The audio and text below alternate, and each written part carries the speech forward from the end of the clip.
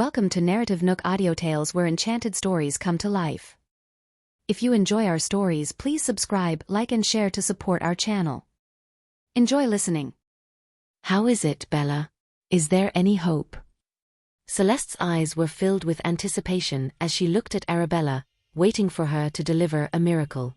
Arabella's gaze fell on her, and with a hesitant voice, she said, "Mrs. Temple, there's no sign of life." No. Celeste shook her head, refusing to believe. "Please check her again. I feel that she's still with us." If Dr. Bella said she was alive, then she must be. The girl in the coffin, after the undertaker's makeup and grooming, looked like a sleeping princess, no different from usual. She really isn't breathing anymore. Arabella said sorrowfully, "She's already gone."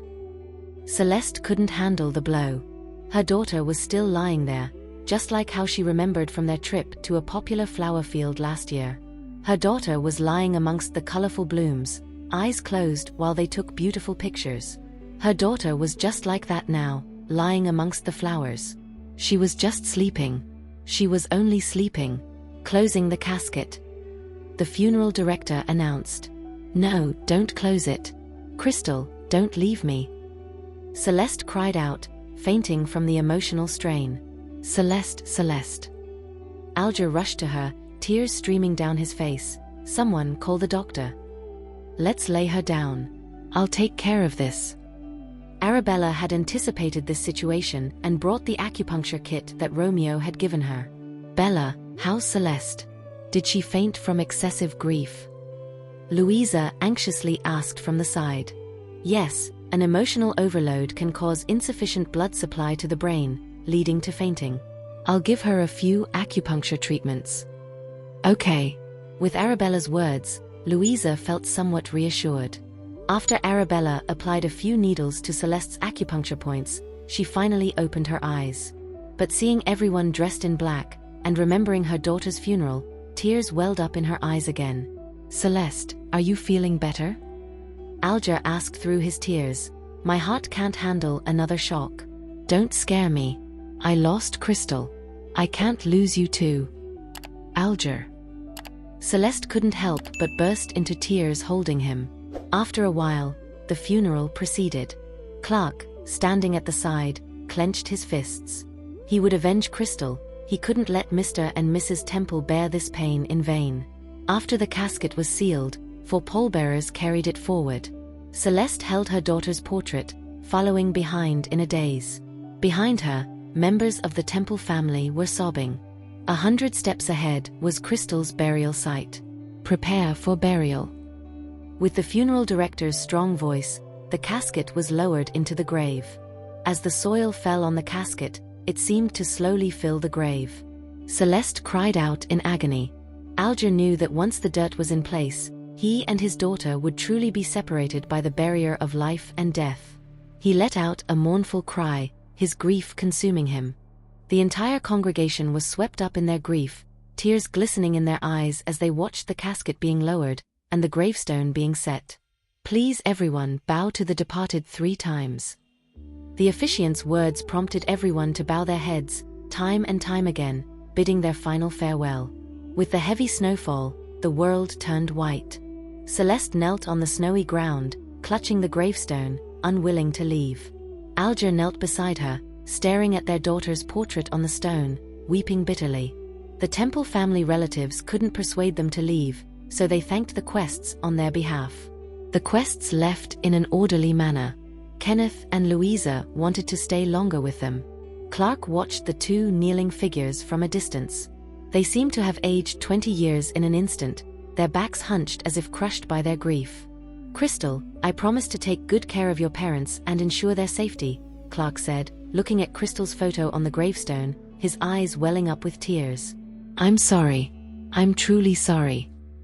Crystal's portrait on the gravestone smiled brilliantly as always. Seeing Clark standing in the snow for a long time, like a statue, Arabella couldn't help but approach him. "Clark, let's go. Let them stay with Crystal a bit longer." There was no use staying. Alger and Celeste just wanted to be alone with their daughter. All the apologies and guilt were futile. "Okay." Clark eventually looked away, leaving the cemetery with a heavy heart. Clark, I found a few leads last night, related to those people. I sent them to your WhatsApp, Arabella said, knowing that what Clark wanted most at this moment was to avenge Crystal. Same here. I sent you the details from my guys, Romeo added, forwarding all the information he'd received to Clark. I've also found a few leads. Hopefully this time, we can get them all, Clark said, his voice filled with grief and outrage. You guys go ahead, I'll leave in a bit. He still wanted to stay outside the cemetery, to spend a little more time with Crystal. Arabella nodded and left with Romeo. They didn't go to the wake but went back to Reflections Villa. When Mom and Dad get back, I'll ask for Grandpa's address. We might need to travel abroad. Arabella volunteered. Romeo wrapped a scarf around her neck and said gently, All right? Let me know what's up. Be careful on the road. Arabella took off the scarf he had just put on her and put it back on him. It's cold outside and I'm almost home. I don't need it. Romeo had never had Arabella help him with his scarf before, and watching her intent and beautiful eyes made him smile gently. Get inside. It's snowing, Romeo said indulgently. I'll leave after you're inside. You go ahead. I want to see you go in. In the end, Arabella couldn't argue with him any longer. Seeing the snow getting heavier, she quickly entered Reflections Villa. Romeo knew that Arabella was hurrying because she didn't want him to be out in the cold any longer. Arabella strolled towards the main building of Reflections Villa. As she glanced back, she noticed the snowflakes landing on a man's figure. He lifted his hand, seemingly waving goodbye. Arabella waved back and proceeded into the house. Bella, I was wrong. Suddenly, Serena appeared before her, bowing deeply in a sincere manner. Hans punished me yesterday, and I know I was wrong. I shouldn't have badmouthed you behind your back. Please forgive my immature behavior. I'm sorry, and I promise to improve. Arabella's gaze shifted towards the household staff cleaning in the background. Was this an act for her benefit? Did Serena want them as her witnesses to prove that she had apologized? So, what did you do wrong? Arabella asked, her eyes gleaming with interest. I shouldn't have badmouthed you in front of my friends. How exactly did you badmouth me? Don't you want to forgive me, Bella? Serena bit her lip. Don't you believe that I truly realize my mistake? I'm not quite convinced. Tell me, what exactly did you do? Serena was reluctant to share her embarrassing story in front of the staff. She feigned a cough, hoping to divert the topic. Miss Bella, Serena is sincerely apologizing to you. She fell ill yesterday and is still recovering. She has been waiting here for you since the crack of dawn. All the staff here can vouch for her. Serena coughed a few times, her face pale. It's okay. If you're still mad, I'll apologize again. Bella, what can I do to earn your forgiveness? Didn't you hear my question? Arabella's assertive demeanor made Serena bite her lip, almost on the verge of tears. If you're afraid to say it, I'll say it for you. Arabella didn't give her any chance to play act. In front of outsiders, you claimed that you were the daughter of the Collins family. You said that being with Romeo was too stressful, so you forced him to break up with you. Unexpectedly, he found a new love in me to provoke you, hoping you would change your mind. The staff were astounded. Could Serena come up with such a lie? As an adopted daughter, how could she have the audacity to say such things? So, Hans had to step in to set the record straight. Are you here apologizing to me because you fear losing your position? Arabella looked at her disdainfully. Am I right? The staff looked incredulously at Serena, who could feel their piercing stares. Miss Bella, Serena is sincerely apologizing to you. Did I ask you anything? Can't she speak for herself? Arabella shot back a cold glare, like a gust of icy wind. The staff were in awe of Miss Bella's imposing aura. Martha was seething inside. If it wasn't for keeping up the act, she wouldn't have held her tongue against this insolent girl. Serena's nails dug into her palm, swallowing her humiliation. She was about to reply. I don't accept your apology. Arabella passed her by without a second glance. Serena watched her retreating figure, fuming. This was all Arabella's doing. Arabella deliberately disclosed the situation, making her a laughingstock among the staff. She deliberately refused to forgive her, causing her humiliation. She deliberately demonstrated her arrogance and capability. Martha was also livid, but she maintained a composed facade. "Serena, Miss Bella misunderstood you. You're still weak from illness. You should rest upstairs. You can apologize to her later." After Serena stomped upstairs, she was seething with anger. She's way too full of herself. I know, right? Her arrogance is through the roof.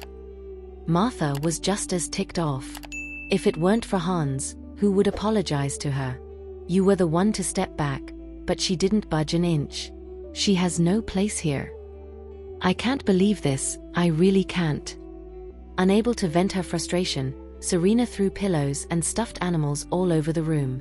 Still not satisfied, she threw the tissue box and the remote control on the floor. Damn it! Just because Hans was on her side, Arabella thought she was all that. Hans should know better. You said a few harmless things in front of a friend, and suddenly you're vain and proud, as if you'd caused her physical harm. You had to apologize to her even though you've been sick. It's too much. And then he penalizes me, and privately warns you, docking a month's salary and your bonus. That's way over the line. Martha had been a part of this family for 18 years. She had worked hard, too. What did her problem with Arabella have to do with Martha? Hans even penalized Martha. She had said a few things against Arabella, without causing her any real harm. Hans was just too harsh. Serena, I'm okay. But your standing in Hans's eyes has been greatly diminished by Arabella.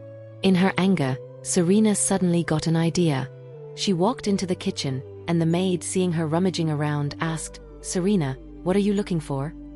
I want to make a cup of coffee for Bella. Serena gently asked, where can I find the coffee beans that she usually likes? They're in this drawer. The maid fetched them. Looking at the coffee beans, Serena realized that Arabella drank a better quality coffee than she did. Yes, Hans bought these a while ago. He said Miss Bella drinks the same brand at the office. I usually make her coffee, so I'm sure these are the right beans.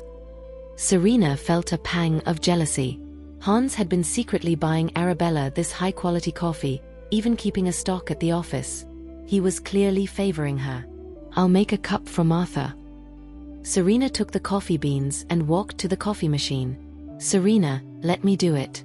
These beans require a specific brewing method and amount to ensure the best flavor when Miss Bella drinks it. Serena didn't care about the flavor.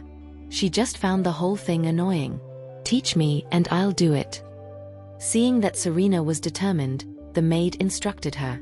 After the coffee was brewed, Serena carried it upstairs and knocked on Arabella's door. Serena froze mid-action, suddenly unsure of what to do next. If she knocked again, it would mean she was inconsiderate. If she spoke, it would mean she was submissive. Damn you, Arabella.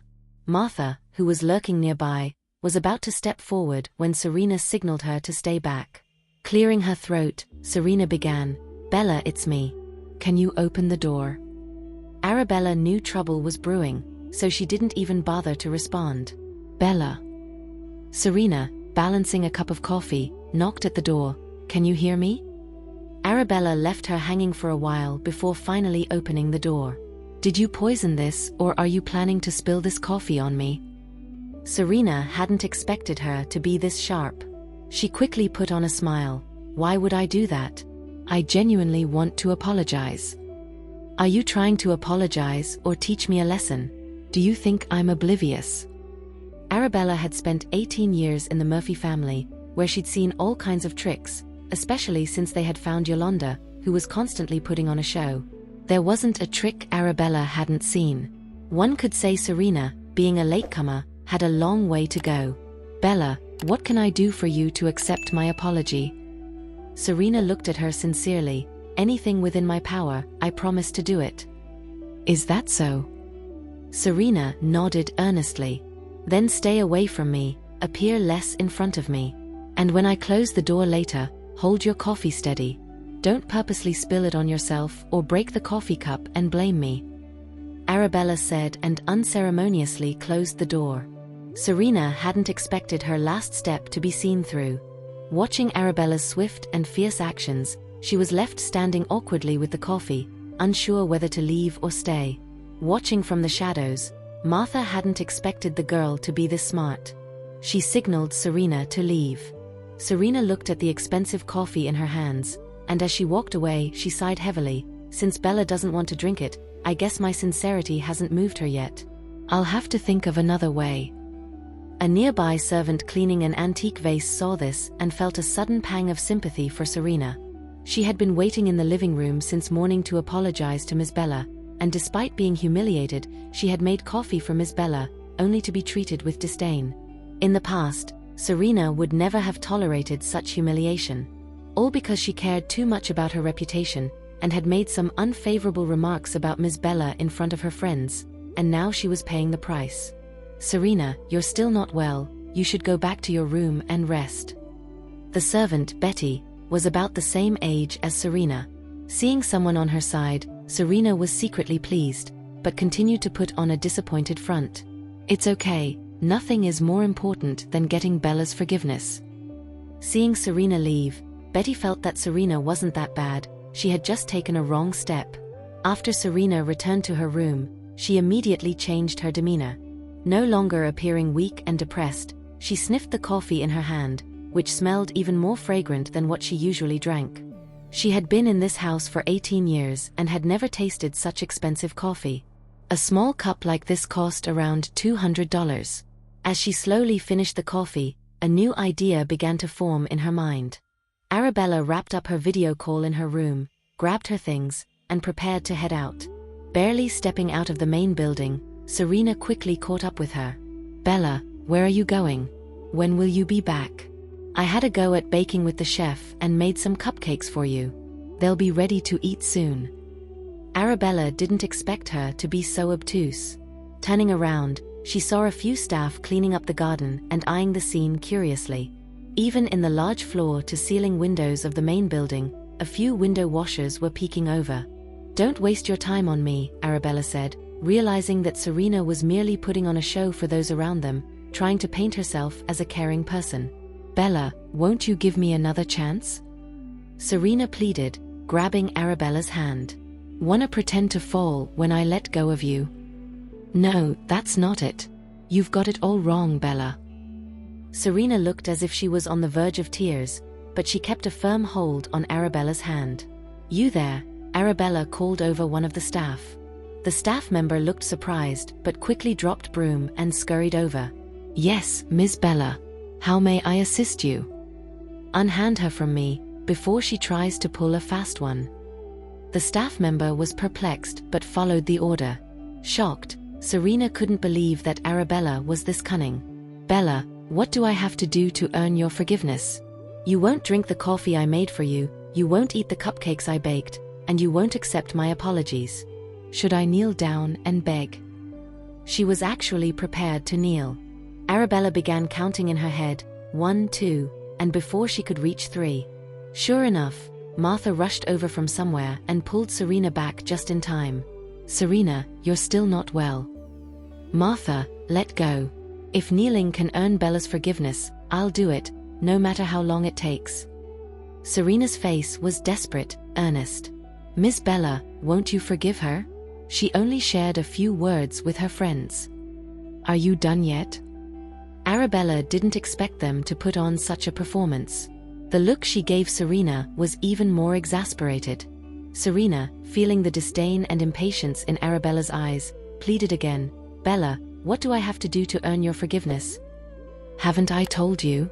Stay away from me. Stop putting on a show. Arabella turned around to leave, not wanting to waste any more time on her sister. Seeing this, Serena stomped her foot in frustration and chased after her. In her haste, she tripped and fell forward. Serena. Martha rushed to help her. Serena quickly waved Martha off and, after a glance at the cold and indifferent figure in front of her, rose and continued her pursuit. Serena, your hand is bleeding. Serena. Oh. Martha could only follow her. The staff watched the scene with a touch of sympathy. It looks like Serena genuinely wants to apologize to Miss Bella. Miss Bella is usually pretty easygoing, but this time, for some reason, she seems to be giving Serena the cold shoulder. I agree Serena's been a bit too candid in front of friends, which isn't cool, but Miss Bella doesn't have to hold a grudge, especially when Serena is sick. Is this the first time Serena's done something to upset Miss Bella? I heard that last night Hans punished her by withholding dinner and cutting off her allowance and designer brand supplies. That seems a bit harsh for Serena. As Serena ran, she coughed and appeared weak. Seeing Arabella getting into the car, she called out, "Bella, wait for me." Arabella started the car and hit the gas, leaving Serena in her dust. Serena chased the car until she tripped and fell. Martha was stunned to see Serena act so harshly towards herself, tripping twice in a row. This time, Serena's palms and wrists were scraped and bleeding from the fall, and she had cuts on her forehead and chin. Her whole body ached so much that she couldn't get up. "Serena, Serena." Martha hurriedly came over to help. "It hurts." Serena's chin was so painful that she couldn't speak, her face twisted in agony. "You even scraped your chin. Serena, why are you so hard on yourself? No one is watching you out here. There's no need to hurt yourself like this." Serena wanted to say she didn't mean to fall, but her chin hurt so much she didn't want to speak. Martha quickly called for help from the other house staff and brought over a wheelchair. Seeing how badly Serena had hurt herself, the other staff felt a greater sympathy for her. In his office, Hans checked the time. He had called a meeting with the heads of a few subsidiary companies, and Arabella should have been in attendance by now. He was worried that she might still be driving, so he called home to check if she had left yet. "Miss Bella just left." The house staff reported, then whispered as someone else entered the house, "Dr. Lee, Serena is in her room." "Serena's still not well?" Hans was surprised to hear that Dr. Lee had come again. "Has her condition worsened?" "Yes." The staff hesitated to tell the whole story. "But you can tell me." Serena sat in the living room for 2 or 3 hours this morning, wanting to apologize to Miss Bella, but Miss Bella didn't come home. Hans knew about this, and replied indifferently, "She went to a funeral." The staff member didn't expect that Miss Bella had been gone so long because she was attending a funeral. They had initially thought that Miss Bella was intentionally ignoring Serena, and now felt guilty for their misunderstanding. When Miss Bella came back, Serena tried to apologize, but Miss Bella wouldn't accept it. Later, Serena made a pot of coffee and personally brought it to Miss Bella, but she wouldn't drink it. When Serena saw Miss Bella getting ready to leave, she ran after her, wanting to keep her home because she had baked a cake for her that would be ready soon. But Miss Bella was in a hurry to leave and didn't stay. Serena chased after her, falling twice. The first fall scraped her palms, and the second was worse, scraping her forehead and chin. That's why we called Dr. Lee. Even though Miss Bella's car was already far away, Serena still chased after it. Hans wore a complicated expression as he heard the news. Just then, Julian knocked and entered. Hans hung up the phone to hear Julian report, "Miss Bella's car just pulled into the garage, Mr. Collins. Some of the subsidiary heads have concerns about Miss Bella never attending the regular meetings. Should I address it before she arrives?" "No need," Hans replied in a nonchalant tone, "I will explain. I'll go get Miss Bella now. It would be helpful for someone to guide Arabella on her first visit to the corporation." "I will go." Hans rose and left the office immediately. Julian hadn't expected Hans to take care of even this small matter personally. It seemed he truly spoiled his sister. After parking her car, Arabella received a call from Jack. "Miss Bella, we found out about Carol's family background. I've sent the information to you. If our people got it right, this is definitely her family." Arabella was swamped with work, and to make things worse, Serena had been giving her trouble these past few days. "Miss Bella, are you going overseas again? This time it's my grandfather's illness." Jack understood and didn't inquire further, but he was contemplating how to extract her grandfather's address from her, so he could secretly arrange for protection. After all, as long as that group of people remained, every day held danger for Arabella. "No need to arrange for anyone, I can handle it myself," Arabella said, ending the call before Jack could protest. There were many elevators from the parking lot to the upper floors. Arabella took the closest one, C2, and according to the floor guide inside the elevator, she directly went to the 20th floor. Even though she had visited the Macmillan Corporation before, the Collins Corporation impressed her on her first visit.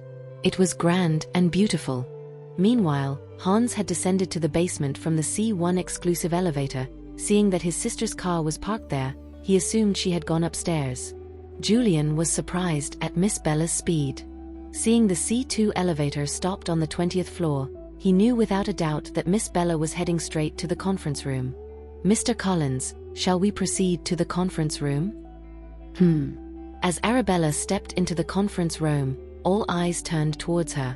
The conference room was spacious and well lit. Over 20 subsidiary heads sat around an oval table. These were the highest-ranking officials of the Collins Corporation's subsidiaries in Summerfield.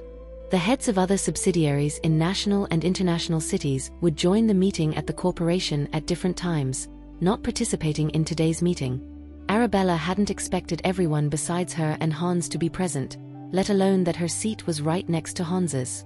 As soon as she sat down, the snide comments began. "So this is the notorious Ms. Bennet? It's a pleasure to finally meet you in person. Young people sure do things differently.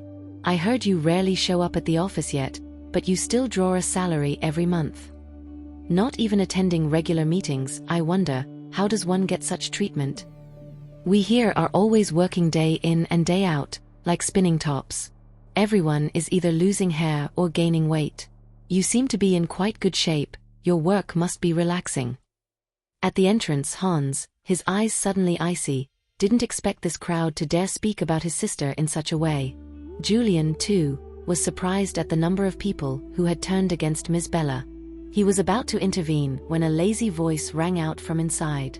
Arabella's gaze swept over everyone, stating nonchalantly, "There are many reasons for hair loss, and weight gain just means you're eating too much. If you want better treatment, work harder, stop being so two-faced.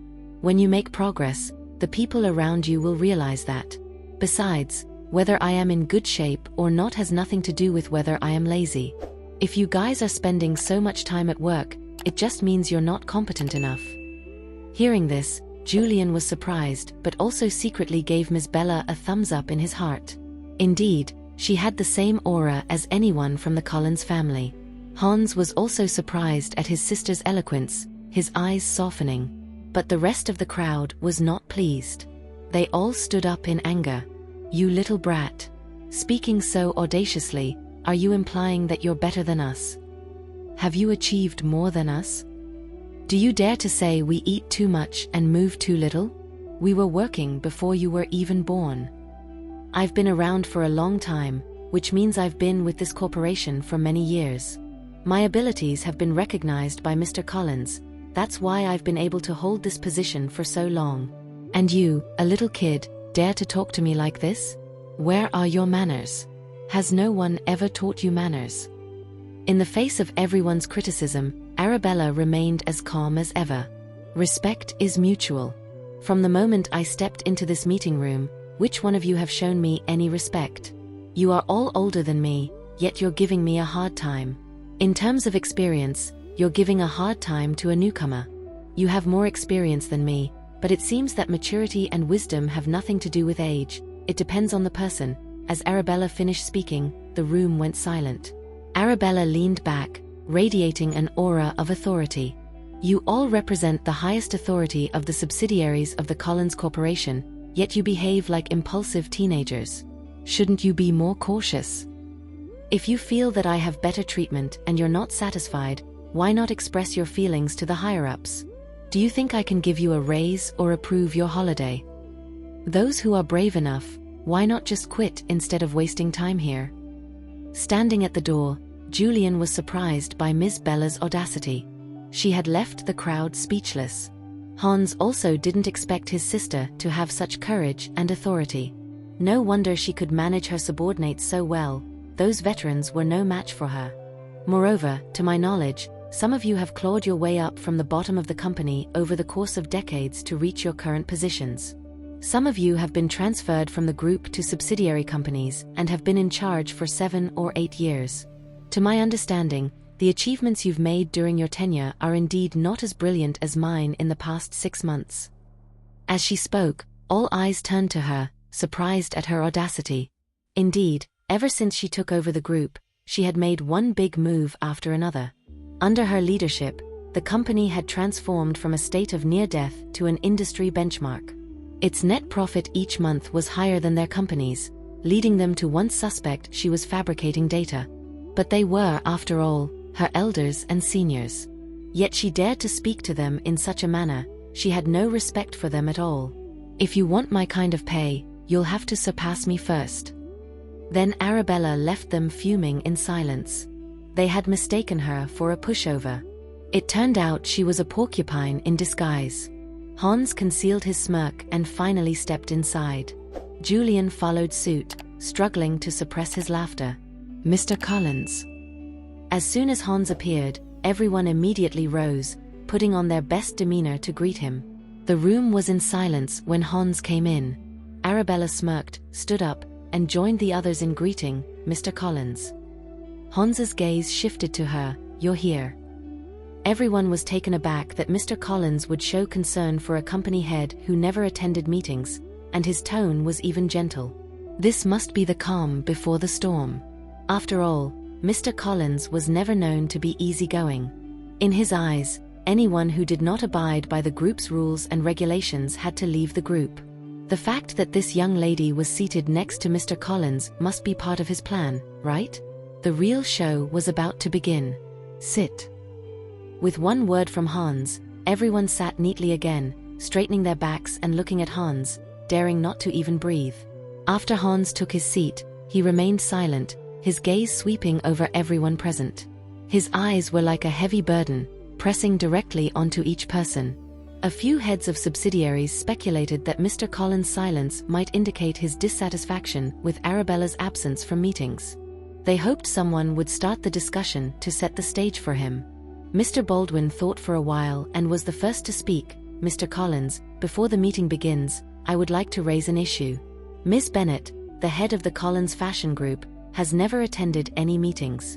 I believe this seriously violates the group's rules and regulations and should be punished." "I agree." Another subsidiary head, Mr. Armand, stood up to speak. "If everyone disregards the group's rules and regulations, then the whole group will be like a plateful of sand. How can you manage the company? How can others accept this? Moreover, reliable sources say that Ms. Bennett never clocks in at the company. She leaves all matters, big or small, to her assistant, yet she still draws her salary every month. I find this unacceptable." The speaker was Mr. Carter. Hans glanced at the three of them and asked calmly, "Anyone else has an opinion?" "Me. Mel. Mr. Collins, I also have an opinion." "So do I." Many people raised their hands to express their dissent. All present, except Arabella, raised their hands. Julian didn't expect this bunch to be so fearless. Once they found out about Ms. Bella's identity, they might start begging for mercy. "Since you all have objections before discussing this matter, I'd like you all to give a warm round of applause to Arabella Collins for her first ever meeting attendance." As Hans finished speaking, the sparse applause accompanied by puzzled looks. Was she a member of the Collins family? Thank you for listening. If you have enjoyed this story, please like and share so others can see it too. Also hit the subscription button and notification bell so you can be notified on our next release. Thank you for your support. God bless you.